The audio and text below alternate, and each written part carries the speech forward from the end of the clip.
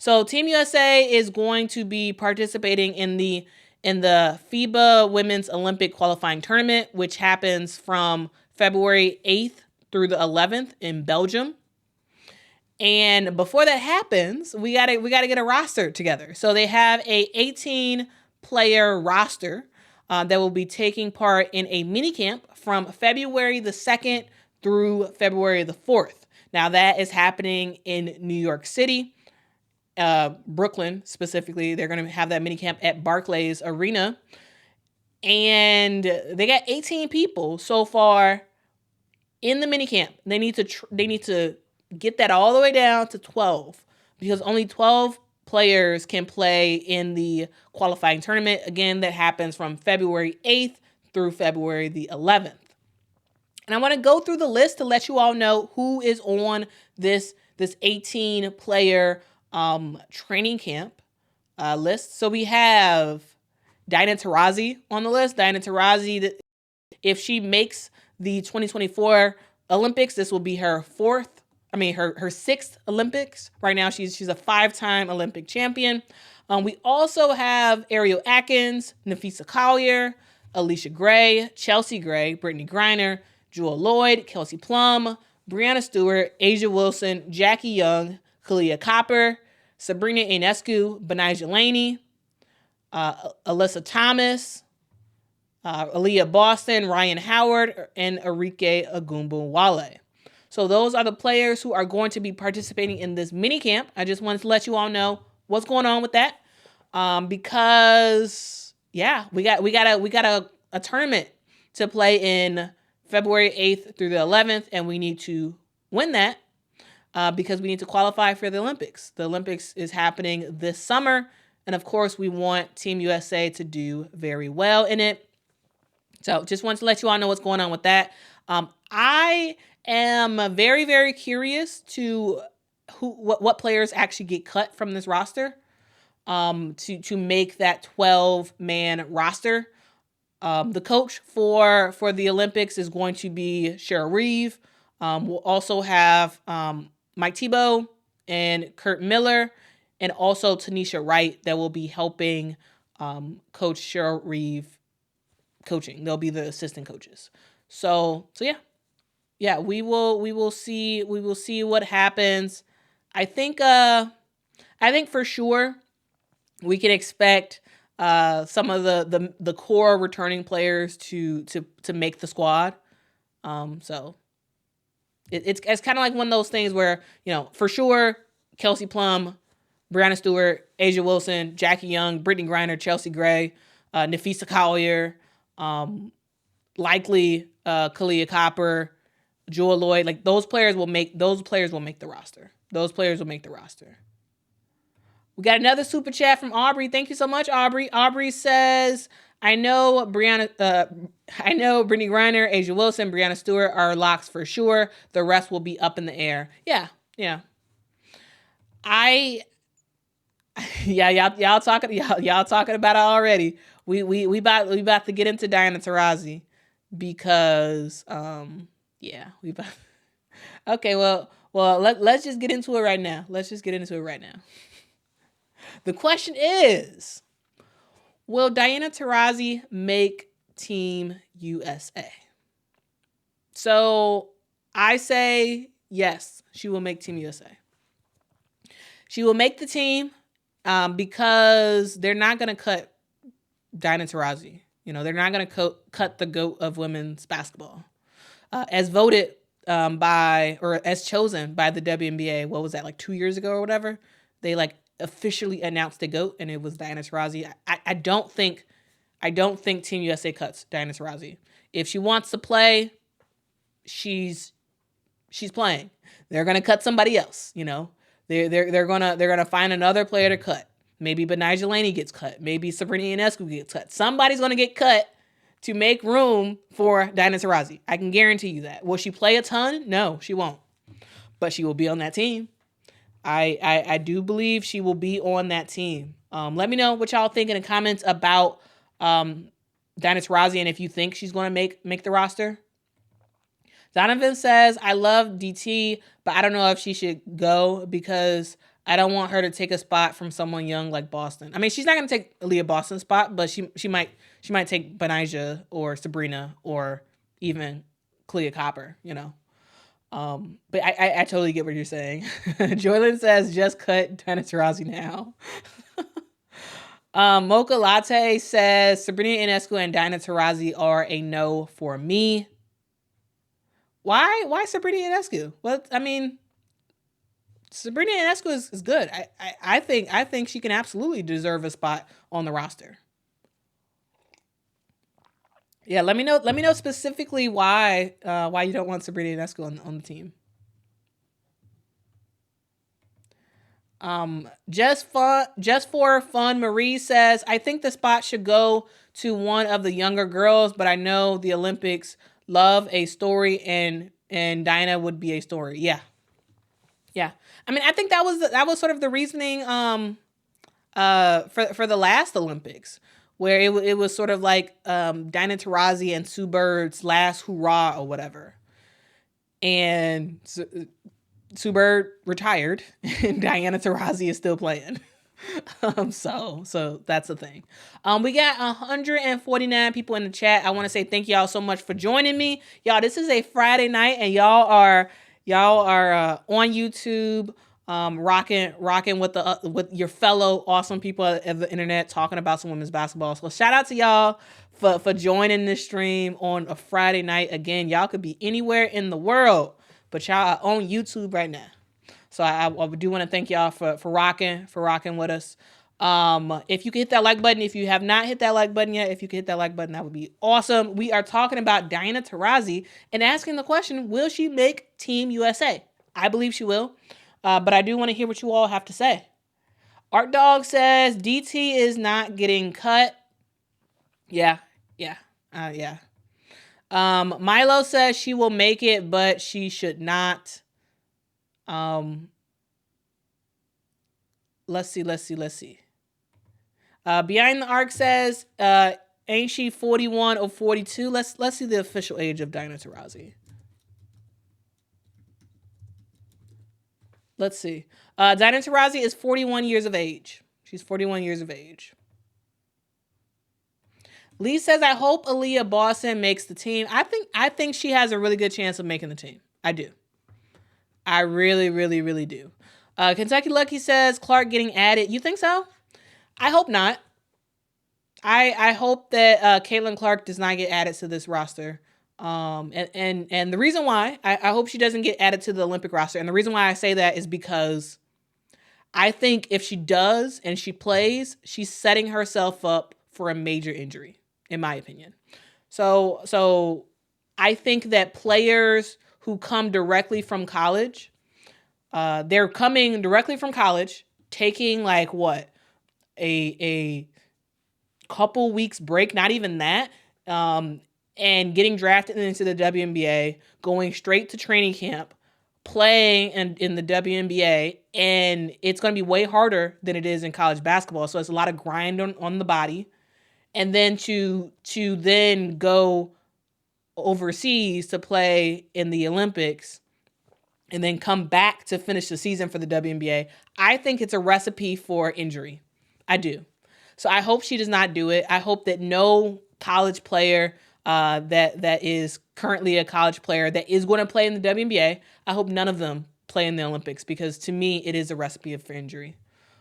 Because that's a lot of wear and tear on your body, especially because it's not like if she wasn't going into the WNBA and she decided to stay for another year in college, okay, I could see her playing in the Olympics.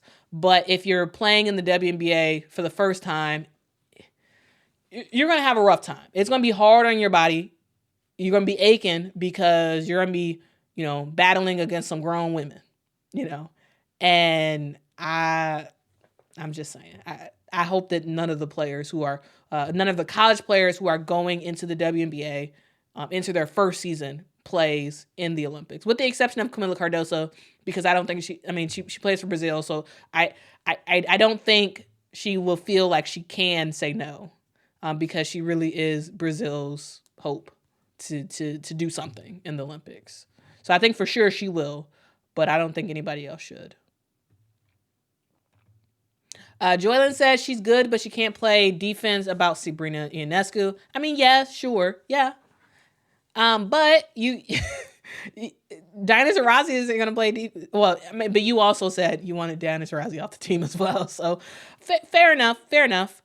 But offensively, you know, if Team USA just wants someone to score, like I could absolutely see them having Sabrina Ionescu on the team because she could shoot. She can get streaky and she could shoot. Yeah, you're right about that. Yeah, they had 2 exhibition games against college teams earlier this season. Sharika says usually the number 1 pick is on the roster. Taurasi taking up space. Yeah, besides Nneka Snub. Yeah. I think there's lots of feelings between Nneka and Candace regarding Team USA. Very well-deserved feelings about that. Scott says, I think this is about Sabrina Ionescu. Scott says, I don't get why a lot of people say so. A lot of people say Sabrina Ionescu cannot play defense. Well, how about a so-called good defender can't shoot threes, can't pass great, can't dribble. It's a team game. Players have different skills. I mean, fair point. I mean, when I say Sabrina Ionescu can't really play defense like that, to me, I think it's just a statement of fact. And that's fine. Yes, because you're right. Absolutely. There's a ton of like lockdown great defenders that also can't shoot threes. And that's fine. Every player has a role. There's 5 players on the court at one time. The goal is to not have a lot of players who don't play defense on your team because if you do that, then that's a recipe for disaster. But as long as you have other players who can sort of carry the load in terms of defense, it's fine. Which is why for the New York Liberty, for the most part, that works. It works for Sabrina Ionescu to just be pure offense. Sometimes she can play some defense, but it works for her to be full offense. Let's see what else I got to say. I'm going back early in the chat. Scott says, yeah, it makes sense with Caitlin about the Olympics. I'm sure there will be discussions though. Yeah, there'll for sure be discussions because like it feels like everybody wants to talk about Caitlin Clark. Like absolutely. It's Caitlin Clark is the new hottest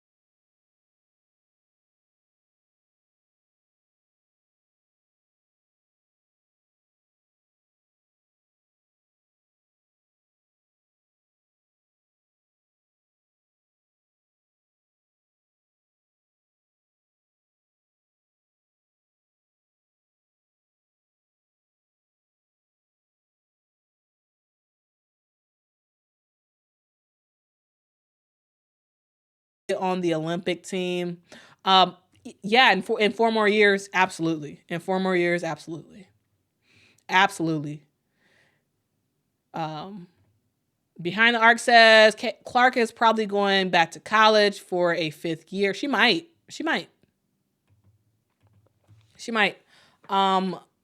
Locked for Life says WNBA season isn't long though. What makes 16 games or more if their teams make the playoffs or the finals? I think you might be talking about how I was saying that I don't think it's good for her to. So the reason why I don't think it's good for Caitlin or any player who is leaving college and going straight to the WNBA to play in the Olympics in the same year, because it's not about the amount of games in the WNBA. It's about the wear and tear on your body. Because a women's basketball game in college is not the same thing as a women's basketball game in the WNBA. Like it just not. It's not. You're going to get bumped way more. You are going to get banged up, likely. Because you're not playing against college players. You are playing against pros. Some players who have played for 10 plus years, 15 plus years. You're playing against players who have been at this for a very long time. and what you were able to do in college, you're not able to do you will struggle at doing to a certain extent doing in the WNBA. And I think for that wear and tear on the body, I think I think it really is a recipe for injury. I really do. Whether or not that's an injury in the Olympics or that's an injury when you come back to the WNBA, I think year-round play for freshmen, not freshmen, or rookies in the WNBA, I think it's hard on them to transition from the college game to then play a full season in the WNBA. Like I think that's a lot. And then you add the Olympics on top of that. I mean, we'll see, but to me, I don't think that's smart. I don't think that is smart. What up, Queen? What up, Queen? Queen said I'm an hour late, so I'm gonna have to catch this on replay. That's fine. That's fine. Oh, Bradley, are you saying you were at the game yesterday? That's awesome. Or were you watching the stream yesterday? I don't know. Rich says, I'm waking up from yesterday's stream. Beyond the Arc says, I think the WNBA needs to play at least 53 or more games with 12 minutes. So here's the thing. In order for the WNBA to fit more games in their schedule, they really do need to extend the season. Like I think they're going to have to extend the season. And the question is, can you really extend the season? Because it becomes an issue because a lot of the WNBA teams play in NBA arenas. And the way the schedule works right now is helpful because it's the NBA is in their off season. So it's a lot easier for the WNBA to schedule stuff. Now, if they add more games and have to extend the season, I think it makes it a little bit tough to share the arena with the NBA. Michaela says, so this is a crazy question. Who's better on defense, Caitlin or Sabrina? So I don't know. See, so the problem with that question is we have not seen Caitlin Clark in the WNBA. So I don't know. I've seen Sabrina Ionescu play in the WNBA, and I've seen her play defense. But like, I don't know, Michaela. I think we can better answer that question when we get to October, because that way we can assess. Assuming Caitlin goes to the WNBA, that way we can assess how she's playing in the WNBA in terms of defense. So right now, I'm not sure. I am not sure.